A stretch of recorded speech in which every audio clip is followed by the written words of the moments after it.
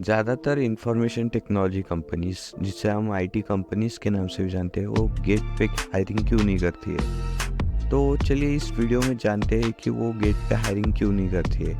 आपने देखा होगा ज़्यादातर मैन्युफैक्चरिंग इंडस्ट्री में आप जैसे ही जाते हो और गेट पे पूछते हो कि कोई हायरिंग चल रही है क्या, तो मैन्युफैक्चरिंग इंडस्ट्री में से ज़्यादातर आपको इजीली जॉब मिल जाती है। लेकिन अगर यही आप सेम चीज़ अगर आईटी कंपनीज़ के साथ करते हो, अलग अलग कंपनीज़ के गेट पे जाते हो और पूछते हो हायरिंग चल रही है क्या, तो ज़्यादातर सिक्योरिटी गार्ड आपको यही बोलेंगे कि हायरिंग जो है वो प्रोसेस ऑनलाइन होता है, वेबसाइट पे जॉब पोस्ट आपको चेक करनी चाहिए, ऐसे ही बता के आपको भगा दिया जाता है। तो चलिए जानते हैं।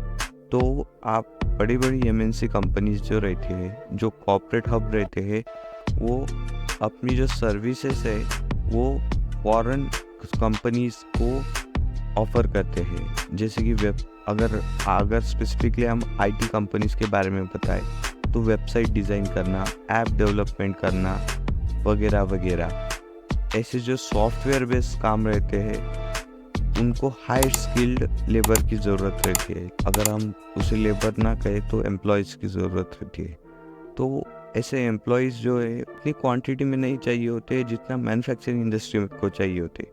मैन्युफैक्चरिंग इंडस्ट्री को भी हाई स्किल्ड एम्प्लॉय चाहिए होते हैं, लेकिन उसमें भी सेमी स्किल्ड और नॉन स्किल्ड लेबर भी चाहिए होते हैं। तो मैन्युफैक्चरिंग इंडस्ट्री में ज़्यादा एम्प्लॉयमेंट जनरेट करती है मैन्युफैक्चरिंग इंडस्ट्री। वही अगर हम बात करें सॉफ्टवेयर इंडस्ट्री की, तो वो कम एम्प्लॉयमेंट जनरेट करती है as compare to manufacturing industry. But अगर हम वेजेस की बात करें तो मैन्युफैक्चरिंग इंडस्ट्री में आपको कम वेजेस मिलते हैं as compare to IT industry. तो आईटी इंडस्ट्री में कम एम्प्लॉयज़ और हाई स्किल्ड की रिक्वायरमेंट होने की वजह से उसमें जॉब हमें कम देखने को मिलती है। तो इसलिए ज़्यादातर बड़ी एमएनसीज जो है वो गेट पे हायरिंग नहीं करती है।